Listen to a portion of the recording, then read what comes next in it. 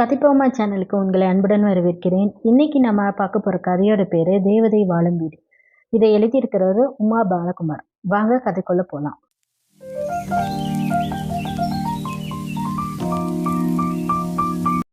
மறுநாள் விடியும் பொழுதே வானின் மேகங்கள் மெதுவாக அவிழ்ந்து லேசாக தூறல் போட்டு கொண்டிருந்தன. பவியின் மனதிலும் வேதனை முடிச்சுகள் இருக்கின. பிரணேஷை இன்று எப்படித்தான் எதிர்கொள்ளப் போகிறோமோ என்பதிலேயே ஆழ்ந்து போயிருந்தது நெஞ்சம். கார் பங்களாவிற்குள் நுழையும் போதே அவளுடைய ஹோண்டா சிட்டி நிற்பதை ஓரக்கண்ணால் கவனித்தாள். இனி அவன் நிற்கும் இடத்தை கட்டாயம் தவிர்க்க விட வேண்டும் என்று உறுதி கொண்டாள். ஆனாலும் உள்ளுணர்வில் ஜீவன் மட்டும் உருகி நின்றது. அவன் மாடியில் இருப்பது தெரிந்தால் சீதாவை அங்கு அனுப்பினாள். பின்புறம் நீச்சல் குளத்தில் நடக்கும் வேலைகளை பார்வையிட்டுக் கொண்டிருக்கும் பொழுது அவனுடைய அழுத்தமான காலடி ஓசைகள் மனதில் எதிரொலித்தன.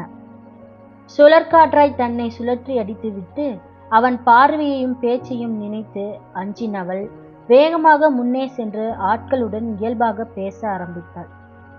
நீச்சல் குளத்திற்குள் சுற்றிலும் இருந்த அறைகளிலும் தரையில் டைல்ஸ் பதிக்கும் வேலைகள் நடந்து கொண்டிருந்தன. திடீரென்று அவன் குரல் வெகு அருகில் கேட்டன. நேத்து மதியமே திரும்பி வரேன்னு சொல்லிட்டு போன, ஆளையே காணா. நான் கூட இருந்த எல்லாத்தையும் முடிச்சுட்டு போய் டின்னருக்கு ரூபாவை அழைச்சிட்டு போக லேட் ஆயிடுச்சு. எடுத்துக்கிட்டு வேலையை சரியா செய்யலாம இப்படி கனவுல மிதந்துக்கிட்டு இருந்தா எப்பதான் என்னோட வேலையை முடிக்கிறது? நான் இன்வெஸ்ட் பண்றதெல்லாம் என்ன ஆகுறது? இனிமேலாவது வேலையில கவனம் செலுத்து. என்ன தூண்டில மீன் சிக்கிடுச்சா?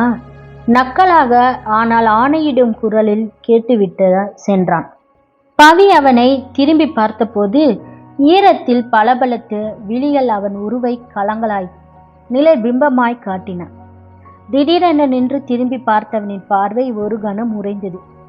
இந்த உலகத்தையே என்னால் வசப்படுத்த முடியும் உன்னை தவிர என்ற செய்திகளை அவள் விழிகளில் வாசித்து அறிந்தபோது மனம் இலகி ஏதோ இதயம் குலுங்கியது. பவி தன் பார்வையை கஷ்டப்பட்டு விளக்கினாள். கடவுளே, இந்த வேலையை முடித்து இந்த வேதனையிலிருந்து சீக்கிரமே என்னை விட வச்சு செஞ்சிடு என்று இறைவனிடம் மன்றாடியது இதயம். காலையில் சிறு தூறலையிட்ட வானம் இப்பொழுது சூரியனை அறிமுகப்படுத்தி தன் வேலைகளை தடையின்றி நடைபெற செய்தது. தன் மனதில் இருந்த கருமை இருண்டு சீக்கிரமே விலகி ஒரு நாள் வெளிச்சம் வரும் என மனம் தெளிவடைந்தது. அன்று முழுவதும் முதுகில் ஊசியாய் குத்திய பார்வைகளை தவிர்த்து வந்தாலும் அவள் கிளம்பும் போது ஏதோ ஒரு தவிப்புடன் நிமிர்ந்தாள். மாடியிலிருந்து பிரணேஷின் ஊடுருவுகிற பார்வை மட்டும் பதிலாய் மனதை வசியம் செய்த பார்வையை விலக்கி தலையை குலுக்கியபடி திரும்பி வெளியில் வந்தவள் பவி. இந்த கல் நெஞ்சக்காரனின் மனம் என்றாவது கனிந்து என்னை புரிந்து கொள்ள மாட்டானா என்று விடை தெரியாத எதிர்பார்ப்புடன் கெஸ்ட் ஹவுஸிற்கு வந்ததும் இந்த வார கடைசியில் மீண்டும் கல்பனாவின் பாட்டியை தாத்தாவையும் சந்திக்க வேண்டும் என்ற எண்ணம் மனதில் நிலை பெற்றது. மனதை மாற்றி கல்பனாவை பற்றி சிந்தித்த போது புதிதாய் ஒரு பாச ஊற்று பீரிட்டு கிளம்புவதை புரிந்து கொள்ள முடிந்தது. மறுநாள் சைட்டுக்கு வந்தபோது ரெசார்ட்டுகளுக்கான வேலையை முக்காவாசிகள் முடிந்திருந்தது என்பது உணர்ந்தாள். பிரிவின் தாக்கம் மனதிற்குள் எழ ஆரம்பித்தது. குழந்தைகள் விளையாடமிடம் தயாராகி கொண்டிருக்கும் வரிசையான வண்ணக்குடைகள் அமைக்கும் வேலை மட்டும் மீதம் இருக்க மேல் மாடியில் ரூப் கார்டனுக்கான வேலைகள் முடியும் நிலையில் இருந்தன. எல்லாவற்றையும் சுற்றி பார்த்துவிட்டு பின்புறம் சென்றபோது மனம் பனிப்பாறையாய் இறுகி உறைந்திருந்தது. அன்று இரவு அம்மாவுடன் பேசி உறங்கி எழுந்த பொழுது மறுநாள் காலையில் மனம் ஏதோ சலனமன்ற அமைதியாக இருந்தது. எது வந்தாலும் எதிர்கொள்ளும் நேர்பார்வையும் எதையும் ஏற்றுக்கொள்ள மனப்பக்குவமும் கைவசப்பட்டிருந்தன. பங்களாவுக்கு வந்தவுடனே சதீஷும் மேனேஜரும் பேசிக் கொண்டிருப்பதை பார்த்துவிட்டு மெதுவாக அங்கு சென்றாள் பவித்ரா. சதீஷ், எனக்கு இன்னைக்கு காலையில தான் ஒரு ஐடியா வந்தது. ஹனிமூன் காட்டேஜுக்கு பின்னாடி நிறைய மரங்கள் இருக்கு இல்லையா? அங்க 2 மரங்களுக்கிடையே கயிறுகளால ஊஞ்சல அங்கங்கே கட்டி விடலாமா? இது தேனிலவு தம்பதிகளையும் வெளிநாட்டு பயணிகளையும் ரொம்பவே அட்ராக்ட் பண்ணும். அங்கேயும் சுத்தம் பண்ணி புல்வெளி மாதிரி செஞ்சிடலாம். அங்கங்கே தொட்டியில செடிகளை வச்சு நடுவில் இருக்கிற இடத்துல சின்ன சின்னதாக தாமரை குளம் மாதிரி செயற்கையாக செஞ்சிடலாம்னு இருக்கேன். டூரிஸ்டுகளுக்கும் இது ரொம்பவே பிடிக்கும் என்றாள் புன்னகையுடன். மேனேஜரும் சதீஷும் இந்த திட்டம் மிகவும் பிடித்து போனது. ஓகே மேடம், பிரணேஷ் சார்கிட்ட மட்டும் சொல்லிட்டீங்கன்னா நாளைக்கே அந்த வேலைகளை ஆரம்பிச்சிடலாம் என்றான் சதீஷ். மேனேஜர் விடை பெற்று பின்புறம் சென்றார். இருவரும் அதை பற்றி சுவாரஸ்யமாக பேசிக்கொண்டே வந்தபோது எதிரில் வந்த பிரணேஷ் இருவருமே கவனிக்கவில்லை. திடீரென்று யார் மீதோ இடித்துக்கொள்ள துள்ளி விழுங்கினாள். சாரி என்றபடி நிமிர்ந்தாள். எதிரே விழிகளில் கோப சாயலுடன் பிரணேஷ் நின்றிருந்தான். என்ன சதீஷ், எதிரில் வர்றவங்க மேல கூட கவனம் இல்லாம வேலை நேரத்துல அப்படி என்ன பேசிட்டு இருந்தீங்கன்னு நான் தெரிஞ்சுக்கலாமா? குத்தலாக வந்தது அவன் குரல். இல்லை சார், மேடம் புதுசா ஒரு அசைன்மெண்ட்டுக்கு சொன்னாங்க, அதை பற்றி தான் டிஸ்கஸ் பண்ணிக்கிட்டு இருந்தோம் சார் என்றான். பவியின் ஐடியாவை கூற ஆரம்பித்தான். அலட்சியமாக கேட்க ஆரம்பத்தின் முகபாவனை மாறியது. விழியோரம் ஆச்சரிய மின்னல் ஒன்று புதிதாய் வந்தது. எக்ஸ்கியூஸ் மீ சார், எனக்கு கொஞ்சம் வேலை இருக்கு என்று அந்த இடத்தை விட்டு கிளம்பினாள் பவி. பின்புறம் நீல்வீழ்ச்சியின் அருகே வந்து நின்றவள், நான் கூட எவ்வளவோ கற்பனை பண்ணி வச்சிருந்தேன். நம்ம ஹனிமூன் கூட இந்த மாதிரி ஒரு எல்லாம் வேஸ்ட்டு. தகுதி இல்லாத ஒருத்திய விரும்பினானதான் என் ஆசையெல்லாம் நிராசையா போயிடுச்சு. கோப நெருப்பாய் சுடும் விழிகளுடன் அவளை ஊடுருவிய பிரணேஷ் உடனே அதை மறுக்கும் வேகத்துடன் திரும்பி நான் என்ற வார்த்தைகளை உதடுக்குள்ளேயே உறைந்தன. ஒருவித இயலாமையுடன் கூனி குனிந்தவள் வேறு ஒரு பெண்ணை மனம் செய்து கொள்ள போகும் ஒருவனை தன் மீது வெறுப்பை மட்டும் உமிழ்பவனிடத்தில் தன் தாயின் வாழ்க்கையில் நடந்த இருண்ட பக்கங்களை விவரிக்க மனம் ஒப்பவில்லை. அப்படியே தன் சகோதரியை பற்றி கூறினாலும் அதனாலேயே அவன் தன்னையும் தன் அம்மாவையும் தவறாக கணித்து கேவலமாக நினைத்து விட மாட்டான் என்ற நிச்சயம் என்றும் எதிர்கொள்ள முடியாது. யோசித்தபடி நின்ற பவியை முகத்துக்கு எதிரே சொடுக்கு போட்டு விரல்களால் நினைவுகளிலிருந்து களைத்து நிமிர்ந்தாள். என்ன யோசனை? இப்ப என்ன பொய் சொல்லி இவனை ஏமாத்தலாம்னா? இனிமேலும் ஏமாற நான் ஒன்றும் முட்டாள் இல்லை, தெரியுதா? எனிவே, ஒரு உருப்படியா ஒரு ஐடியா கொடுத்ததுக்கு தேங்க்ஸ் என்று கூறிவிட்டு வேகமாக திரும்பி சென்றான் அவன். மனம் ஊமையாயால தனக்கு மட்டும் ஏன் இப்படி நடக்க வேண்டும் என்று மௌனமாக கண்ணீரில் கரைந்தாள் அவள். பவித்ரா அந்த ஞாயிற்றுக்கிழமையும் காரை எடுத்துக்கொண்டு கல்பனாவின் வீட்டுக்கு சென்றபோது பெரியவர்கள் இருவருமே அவளை பற்றி எதுவும் கூற மறுத்துவிட்டனர். மேலும் அவர்களுக்கு தொந்தரவு செய்ய மனமின்றி தோல்வியிடம் அவள் திரும்பி வந்தபோது சீதா ஏதாவது சினிமாவுக்கு போலாமா என்றாள். அவளுக்கும் ஒரு மாற்றம் தேவையாக இருந்ததால் கிளம்பி சென்றாள். ஒரு நல்ல காமெடி திரைப்படம் என்பதால் வேறு எந்த நினைவுமின்றி வேதனைகளை கரைத்து நெஞ்சை லேசாக புன்னகையும்படி வெளியே வந்தபோது அங்கு சதீஷ் எதர்ச்சியாக சந்திக்க நேர்ந்தது. மூவரும் திரைப்படத்தை விமர்சனம் செய்தபடியே வெளியே வந்தபோது சீற்றத்துடன் அவர்களையே நோக்கியபடி காரில் ஏறிய பிரணேஷை அவர்கள் கவனிக்கவில்லை. அன்றிரவு அவளிடம் பேசிய குழலி மிகவும் ஓய்ந்து போயிருந்திருப்பதும் தன் பிரிவினால் வெகுவாக பாதிக்கப்பட்டிருப்பதும் பவிக்கு புரிந்தது. 1 மாதத்திற்குள் வேலை முடித்துவிடும் என்று ஆறுதல் கூறிவிட்டு போனை வைத்தாலும் ஏனோ மனதிற்குள் சிறு வலியுடன் அவன் நினைவுகள். பிறகு வந்த நாட்களில் எல்லாம் தனிமையிலும் அவனிடம் பேச வகையின்றி சீதாவை தன் அருகிலேயே இருக்கும்படி பார்த்து கொண்டாள் பவித்ரா. தற்பார்ப்பு கேடயமாக அவளுடைய ஒட்டிக்கொண்டே பொழுதை கழித்ததில் அவனும் ஏனோ அவன் அருகில் வரவே இல்லை. நாட்கள் செல்ல செல்ல இந்த வேலை முடிந்த பிறகு அவனை பார்க்க முடியாத என்ற ஏக்கமும் தவிப்பும் பவித்ராவுக்கு உள்ளூர பரவியது. ஒரு ஞாயிற்றுக்கிழமை ரத்தினம் பொள்ளாச்சிக்கு வந்திருந்தான். எல்லா வேலைகளையும் சுற்றி பார்த்துவிட்டு பவித்ராவின் கையை பற்றி குலுக்கி தன் வாழ்த்துக்களை தெரிவித்தான். எக்ஸ்ட்ராடினரி டீம் ஒர்க் பவித்ரா, நான் எதிர்பார்த்ததுக்கு மேலேயும் நல்லா வந்திருக்கு. நம்ம இதுவரைக்கும் பண்ணினதிலேயே இதுதான் பெஸ்ட் ப்ராஜெக்ட்னு நினைக்கிறேன். தேங்க்யூ என்று குரலிலேயே பெரும் பெருமிதத்தை வெளிப்படுத்தினான்.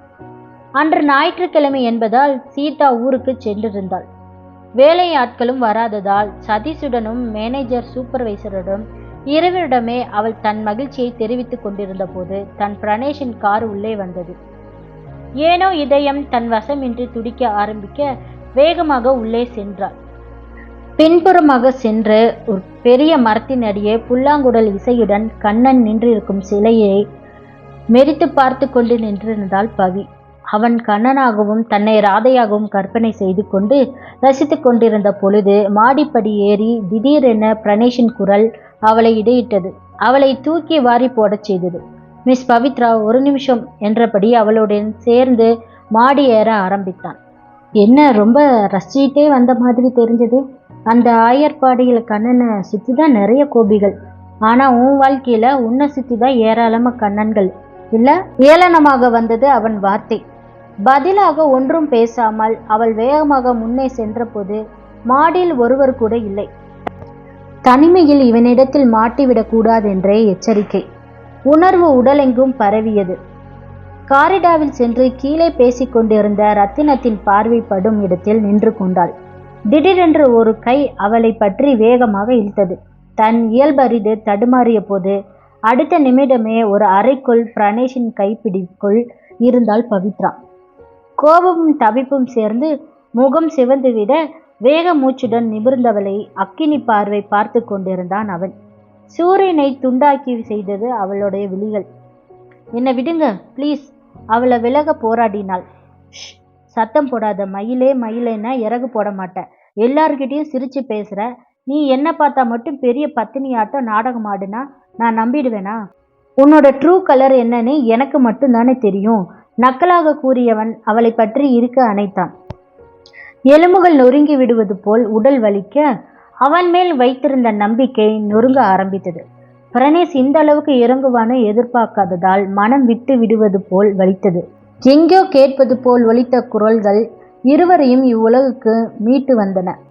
அவன் அவளை விடுவித்த உடனே பெரிய ஆபத்திலிருந்து தப்பித்த உணர்வுடன் வேகமாக சென்று குளியல் அறைக்குள் நுழைந்த பவித்ராவுக்கு உடல் பலமாக நடுங்கியது. அங்கு வந்தவர்களுடன் இயல்பாக பேசியபடி அவன் சென்ற காலடி ஓசைகள் மறைந்த பிறகு வெளியில் வந்து தூணில் சாய்ந்து தன்னை ஆசுவாசப்படுத்தி கொண்டாள். தனக்கு மட்டும் ஏன் இப்படி என்ற வேதனை உயிரை ஆழம் வரை சென்று தாக்கிய. அவன் முகத்தில் விழிக்கவே பிடிக்காவிட்டாலும் வேலையும் ரத்னா சாரிடம் கொடுத்த வாக்கும் நினைவுக்கு வந்தது அவளுக்கு. அவன் என்னதான் கூறினாலும் அது என்னுடைய ஆணி வேர்களின் சுவடுகள் பதிந்த இடம் என்ற பெருமை மனதிற்குள் வந்தது. இருவருக்கிடையே 3 வாரங்களுக்கு பனிப்போருடன் செல்ல இந்த வாரம் சென்னையிலிருந்து வந்திருந்த ரத்தினத்திடத்தன் பேசினாள் பவித்ரா. மனதில் ஒரு முடிவுடன், சார், இந்த வாரம் நான் ஊருக்கு கிளம்பலான்னு இருக்கேன். எல்லா வேலைகளும் முடிஞ்சிருச்சதுல. இனிமேல் சதீஷும் சூப்பர்வைசரும் பார்த்துக்குவாங்க. அம்மா வேற நான் இல்லாததால ரொம்ப கஷ்டப்படுறாங்க என்றாள். ஓகே பவித்ரா, நமக்கு புது ஒர்க் ஒன்று அங்கே வந்திருக்கு. ஆனால் இடையில ஒரு முறை நம்ம 2 பேரும் இங்கே வர்ற மாதிரி இருக்கும். இன்னும் 2 மாசத்துல இந்த ரெசார்ட்டுக்கான ஆரம்ப விழா ஏற்பாடு செஞ்சிருக்கிறாரு பிரணேஷ். இப்பதான் சொன்னாரு. அதுக்கு நாம எல்லோரும் வர வேண்டியதாக இருக்கும். அவனை மீண்டும் சந்திக்க வேண்டிய சந்தர்ப்பங்களை எண்ணி மனம் நொந்தாள் பவித்ரா. அவனை பிரியவும் மனம் ஏதும் துணியவில்லை. என்னம்மா, ஏதோ யோசனை போல இருக்கு? ரத்தினம் கேட்டபோது ஒன்றுமில்ல சார் என்று கூறிவிட்டு சென்றாள் பவி. மறுநாள் சீதாவிடம் எல்லாவற்றையும் கவனித்துக் கொள்ளும்படி கூறிவிட்டு தங்கள் பூர்வீக பங்களாவிற்கு சென்றாள் பவி. இவ்வளவு காலையில் நேரத்தில் வந்திருந்த பவியை பார்த்து ஓடி வந்து கதவை திறந்தார் வாட்ச்மேன்.